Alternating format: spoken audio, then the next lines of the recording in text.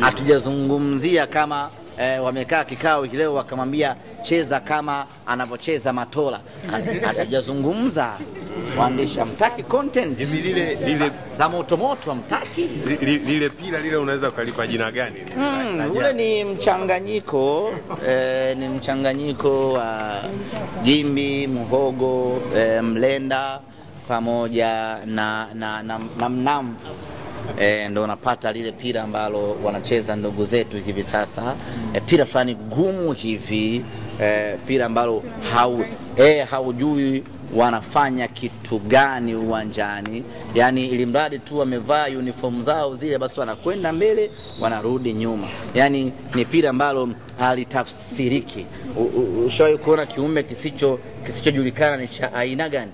Basi ndio pira ambalo wanacheza jamaa zetu. Sasa wamekuwa na vikao vingi vya kutaka kumfukuza bwana Foil. Na Foil sio kumfukuza, yani wanamshawishi ajiuzuru. Kwa sababu wakimfukuza inabidi wamlipe. Na yeye hataki kujiuzuru. Kwa hiyo kilichofanyika wakawapanga mashabiki pale Mbeya. Unaona bana? Wakawapanga mashabiki pale Mbeya wamzomee Foil. Ili Foil yakasirike abwage manyanga. Na Foil kasema hata warushe mawe mimi hapa sitoki. I'm telling you my brothers and sisters. Unaona bana? Kasema achilia mbali maendo, hatukutaki. Hata wanirushie mawe. Wewe hapa mimi siondoki mpaka mnifukuze ili mimi nichukue mpunga wangu wa kutosha hapa niende nikale maisha. Mimi bado kijana, miaka 30 ngapi, nikae bila kazi hivi hivi. Kwa hiyo bwana Foil amegoma kujiuzuru mpaka afukuzwe. Kwa hiyo wanawatengeneza mashabiki. Wanawatengeneza mashabiki wamzomee Foil. Ili Foil afike mahala aseme mimi bana hawanitaki,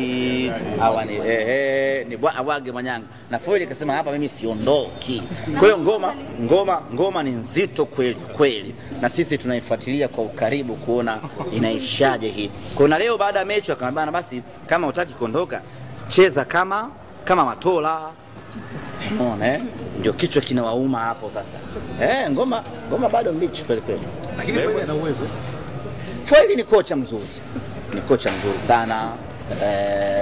Na sisi tunamwombea aendelee kukaa nao mpaka wazamishe shimoni. Kimwacha kuna nafasi ya kumsambaza.